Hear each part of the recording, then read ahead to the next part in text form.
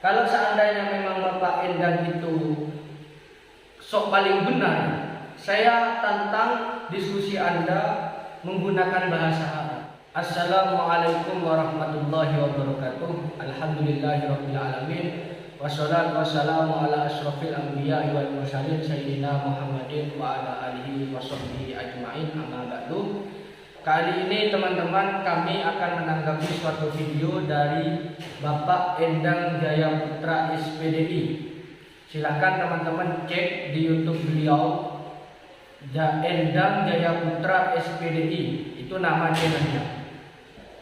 Saya sudah tonton dari beberapa video Bapak Endang dan kami mempunyai kesimpulan bahwa Bapak Endang Jaya Putra ini terkesan tidak mau mengikuti pendapat ulama atau tidak mau mengikuti kitab-kitab karya para ulama, sehingga dia mengatakan kitab itu ditulis oleh orang-orang, katakanlah orang itu adalah seorang ulama, dan setiap manusia atau orang itu memiliki punya interpretasi atau persepsi sesuai masing-masing atau sesuai dirinya. Itu kata Bapak Endang Jaya Putra SPDI.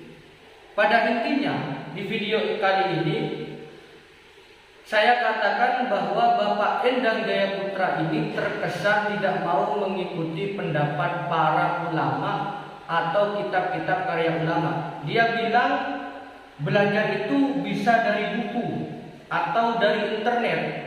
Saya katakan belajar dari buku itu memang bagus, belajar dari internet itu memang bagus. Tapi saya teringat suatu keterangan dari guru saya bahwa laulal isnad laqala man sa'a masa'a. Seandainya tidak ada sanad, maka orang itu akan ngawur, akan berpendapat sesuai kemampuannya. Sama kayak Pak Endang ini, kalau kita belajar ke internet, sanad kita nyambung ke siapa? Mau nyambung ke Google? Mikir Pak Endang. Kalau Anda tolak kitab-kitab karya para ulama, padahal Rasulullah SAW bersabda, al ulama warasatul anbiya, ulama adalah pewaris para nabi. Jadi Rasulullah tidak pernah mewarisi suatu dinar, dirham, tetapi Rasulullah hanya mewarisi suatu ilmu. Dan yang paham ilmu itu adalah seorang ulama. Kita ini siapa? Kita ini ngaji ke ulama, kita ini masih bodoh. Apalagi Anda maunya langsung ke Quran dan hadis. Padahal saya teringat Al-Quran itu dan hadis itu menyesatkan bagi orang yang masih belum paham. Ada ketika itu Allah menjelaskan tentang kalala. Kemudian di akhir ayat itu Allah menutup ayatnya dengan lafaz yubayyinullahu lakum an tadillu. Allah jelaskan kalala itu kepada kalian supaya kalian tersesat. Padahal dalam kitab-kitab tafsir seperti tafsir Jalalain, an-tadillu itu menyimpan makna lafaz la, ai alla tadillu, supaya kalian tidak tersesat. Kalau kita ngaji ke Google gak akan memberitahu bahwa lafaz an-tadillu itu terdapat lafaz la. Seperti itu Bapak Endang ya. Kemudian saya mau menanggapi bahwa tidak semua amaliyah yang tidak dilakukan Rasulullah SAW adalah sesuatu yang bid'ah.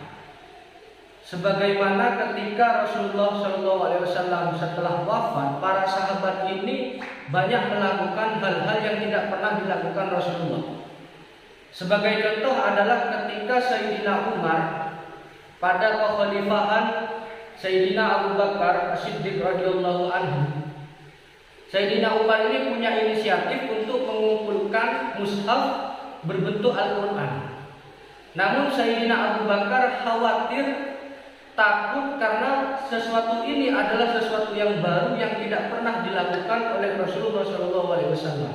Namun Sayyidina Umar bin Khattab selalu merajuk atau merujuk atau merayu lah istilahnya itu kepada Sayyidina Abu Bakar agar Abu Bakar ini mau mengumpulkan mushaf-mushaf Al-Quran.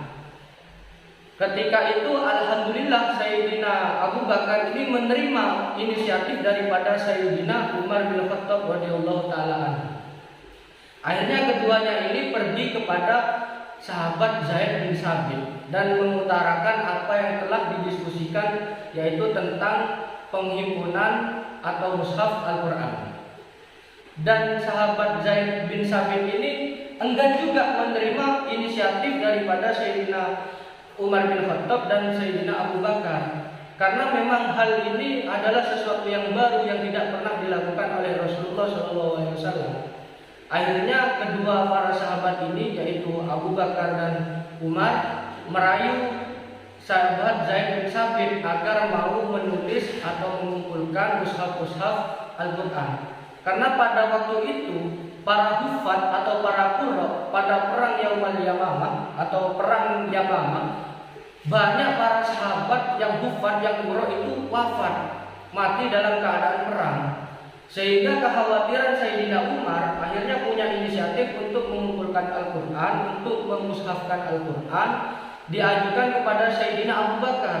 Dan Abu Bakar, alhamdulillah, Allah lapangkan dadanya, dan Allah itu melapangkan dada Sayyidina Abu Bakar, dan Abu Bakar menerima usulan inisiatif daripada Sayyidina Umar. Dan keduanya ini berinisiatif untuk pergi kepada sahabat Zaid bin Sabit, dan Zaid bin Sabit alhamdulillah juga Allah lapangkan dadanya. Akhirnya Zaid bin Sabit ini menulis Al-Quran. Dan sesuatu ini memang tidak pernah dilakukan oleh Rasulullah SAW. Yang kedua adalah sesuatu yang tidak pernah dilakukan oleh Rasulullah, namun dilakukan pada era tabi'in. Suatu contoh adalah pemberian titik dan harkat terhadap Al-Quran. Nah, kita ini bersanad, kita ini mengikuti ulama, dan ulama mengikuti terus guru-gurunya sampai ke tabi'in dan para sahabat sehingga ke Rasulullah SAW. Kalau Pak Endang tidak mau berburu atau tidak mau mengikuti pendapat ulama, maunya mengikuti Al-Quran dan hadis, Al-Quran sekarang itu sudah ada harkat, dan harkat itu adalah sesuatu yang baru yang tidak pernah dilakukan oleh Rasulullah untuk pemberian harkat ini. Tetapi para tabi'in itu sudah memberikan harkat. Kenapa? Agar mudah dibaca. Seandainya tidak ada harkat, apakah Bapak Endang bisa membaca Al-Quran? Jadi mau tidak mau kita harus bersanad mengikuti pendapat para ulama. Jadi kita ini bukan mujtahid, kita ini tidak bisa berijtihad sendiri, beristimbat mengambil hukum dari Al-Quran dan hadis langsung.